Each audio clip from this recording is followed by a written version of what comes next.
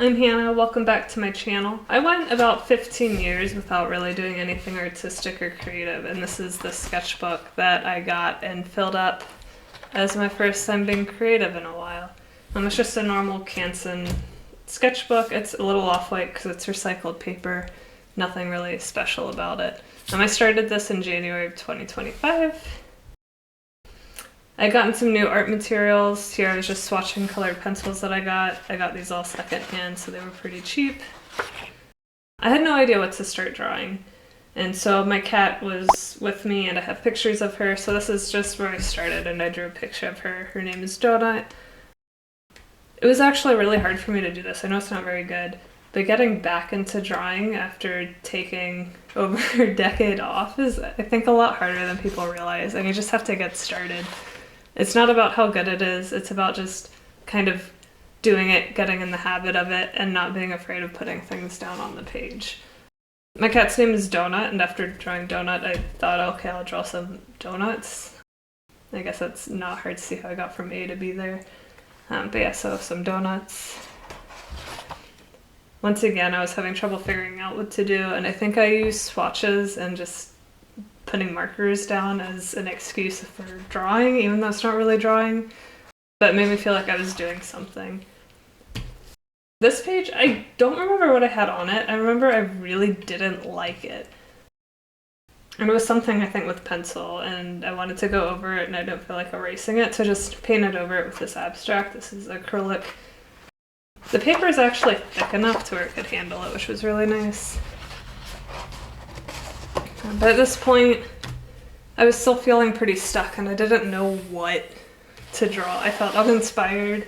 I was still almost hesitant to put my pen down on paper. And I was looking through, I think it was Reddit, and I saw a suggestion for some, I think it was drawbox.com. So I went through and started doing those exercises, and some of it is just, you draw circles, you draw ovals, and it's about getting confident with your lines.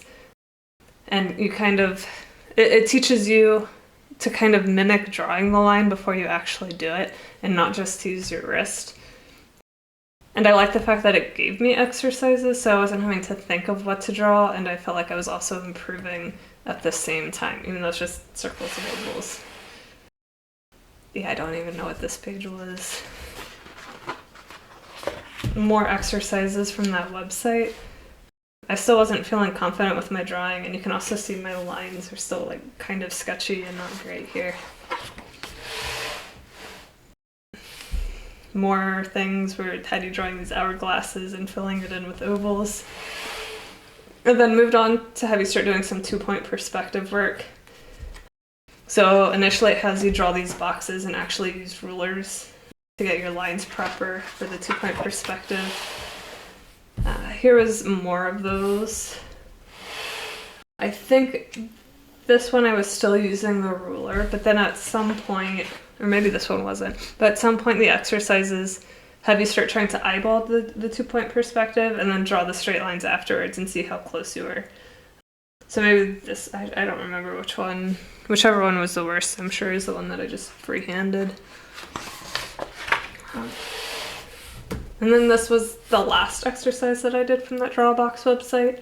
I don't remember if it was the last exercise on the website, but I remember I was getting tired of drawing boxes, so this was it. I was feeling inspired enough to pick a subject matter that I liked.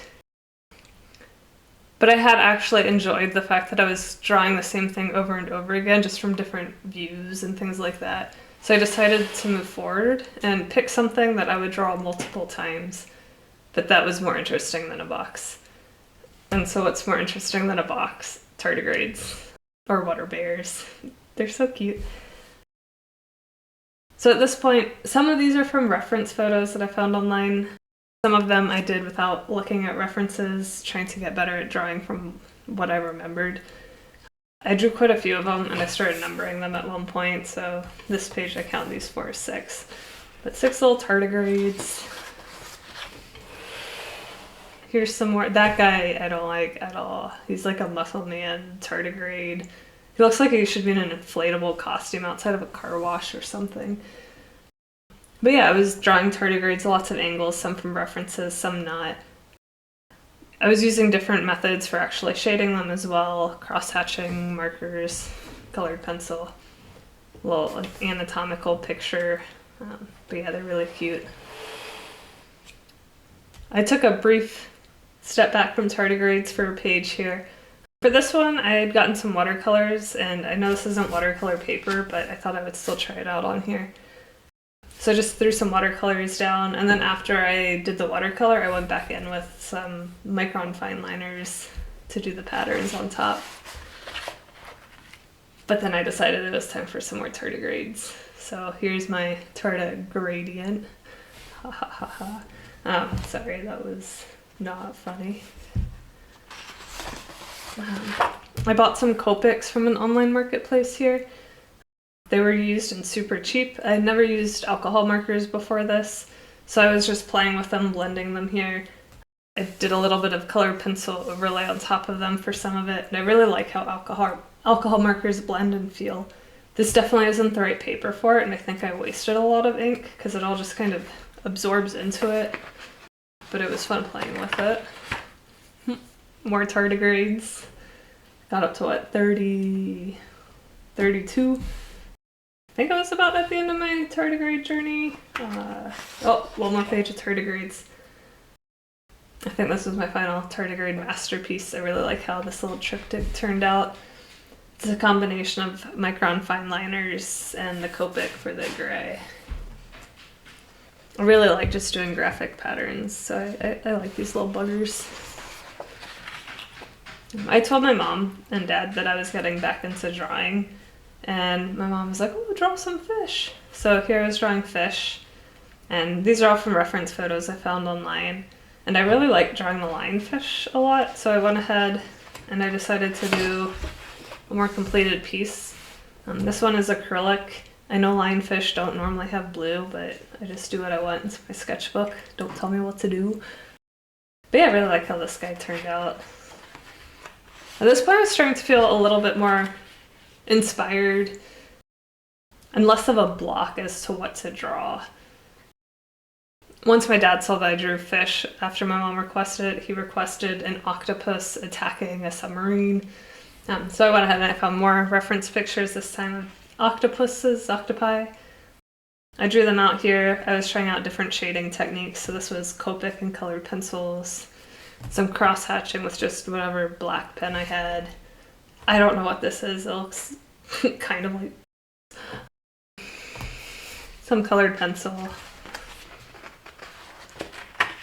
Found some reference pictures of submarines. A lot of these I think came from those 3D miniature models people build. People build them and then take pictures of them from all angles, so they turned out to be really good reference pictures. Hey, little monster. And that was my cat.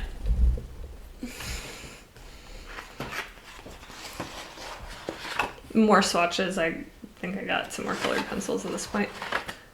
So this is where I actually started drawing a little bit more from my imagination, and it felt good to be at a point where I could do that. So I had taken some of those reference pictures of the subs, and then based on what I had learned from the octopus pictures I had drawn, I started placing them on the subs in different positions, and these obviously aren't from references. I don't know of any reference photos of an octopus attached to a submarine.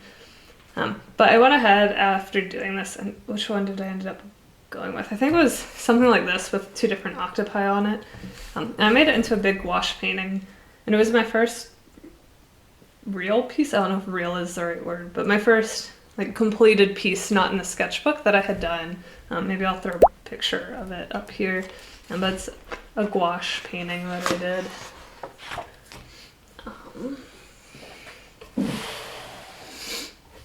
I play a lot of online games with my friends back home. And so a lot of these games, I'm really bad at video games. And so I die first, and then I have some downtime. And so I'll still be chatting with them. But a lot of times I'll have my sketchbook out now as I do this to have something to do with my hands while I'm waiting to be revived. And this particular time my friend had posted pictures of her cute little dachshund Margot in the Discord. And so I was drawing Margot as I was waiting dead. This was more downtime while I was dead. It wasn't meant to be anything cohesive, and then I tried to make it cohesive in the end, and I don't think it really worked, but I still had fun with it. More Margot. She's so cute. I was having artist block again at this point, and I saw an exercise where you just take a marker and you draw blobs of marker ink, and then you turn them into whatever the hell you want. So I went ahead and I did this here. I'm covering this up because I don't know YouTube rules, but you can figure out from what it says what I'm probably covering up here. But yeah, I like this little monster a lot. This is like, I don't know, a chicken, but like just lots of weird stuff. I think it was good for not knowing what to draw but still wanting to do something. I don't know if I really learned anything from it. I guess it helped train me to put things down on the page, even if I don't have an exact idea of what I'm aiming for. But this was the last time that I've done this. So I then went and I got a lot of reference pictures of crabs. Don't know why I picked crabs. And I decided to try out some different shading techniques. I still don't think I'm great at shading with colored pencils. It's something that I should work on some more. I really like cross-hatching, and I really like how this one turned out. I think cross-hatching is something that comes a little bit more naturally to me.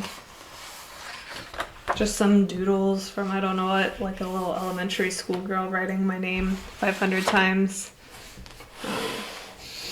I got a really cool book that has a lot of, I don't know if iconography is the right word, but like graphic images. The whole book is graphic images. It's not actually any text. And here I was just referencing it and being inspired by some of the things I liked, and once again writing my name out 10,000 times because I don't know why. This was more stuff from the book. This flower ended up turning into a drawing. Yeah. Some bicycles, some penny farthings.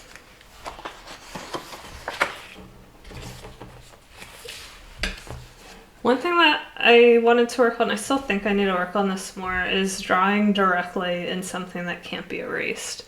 I still don't have a lot of confidence when I directly put my pen or pencil down on paper, and I do a lot of erasing and redoing. And I think sometimes I just need to practice getting it as good as I can on the first attempt. So here's my attempt at that. These were all pictures of my cat that I was referencing.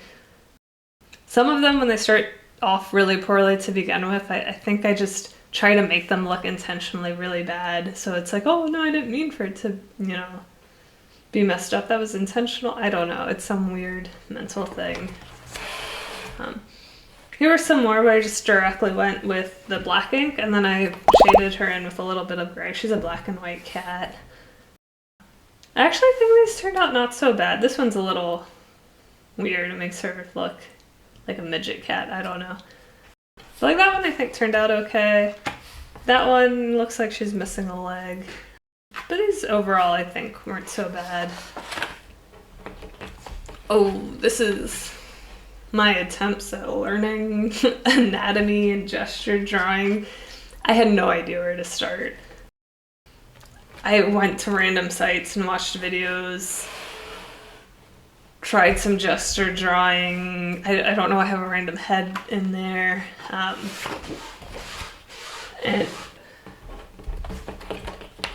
And I was just doing lots of this. I was keeping track of how many days I did it. I think I did it for about 2 weeks. I think I'm gonna go back to learning anatomy and gesture drawing. It's a skill that I definitely want to develop and I don't have yet. These are absolutely awful. You can't even tell what I'm going for here. And there's more. This was, what, day 2 or day 3 that I was trying it. Yeah, really not great here. Some more. Oh, this was a challenge that I found called Fresh Eyes, and I think this was actually more helpful than some of the other things I was doing. So I went through not all of this challenge, but some of it. So this was day 1 of that challenge. All of my proportions are totally whacked. This was day 4 of that challenge. I think I was doing it on random pages at this point. I think I was actually starting to improve a little bit by here. So this was day 5. That was more of that. I suddenly decided to try a portrait that looks terrifying and hopefully you'll never look at again. But yeah, more of these. I don't even know if these are gesture drawings at this point, but just trying to capture body shapes and proportion and the movement. I actually think I was starting to improve a little bit. This was day 8 of that challenge. I'm not necessarily showing all of this. These are where I think I kind of started getting it. This was day 9. Maybe I did do all 10 days of the challenge. I don't know.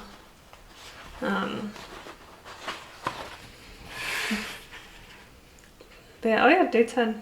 Oh no, this was day 10 of my attempts, day 7 of the challenge. I can't out. My notes don't make sense. But yeah, this was just a free online thing, so if you're interested in this, it's called the Fresh Ice Challenge. I think he actually does a really good job. Each day has a little video where he explains something more, and it starts simpler and gets harder as you go.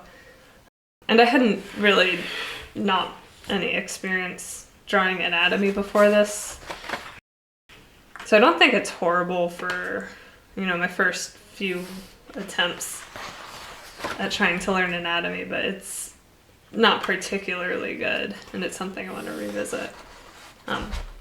Yeah, and that's the last page. Tore out some pages at the end for drawing with my niece when she visited. But yeah, I think if you've gone a long time without being creative, you just have to pick up a sketchbook and just get started. Don't be afraid of how you start. If you don't know what to do, do some swatches. Pick a picture from your phone, draw it. But yeah, I'm really happy with how this went. This took me, I think it was about a year to fill up. I have other sketchbooks that I was doing things in at the same time, but this is what got me back into it, and in the future I can also go through some of my newer sketchbooks that are a little bit, I don't know, more refined.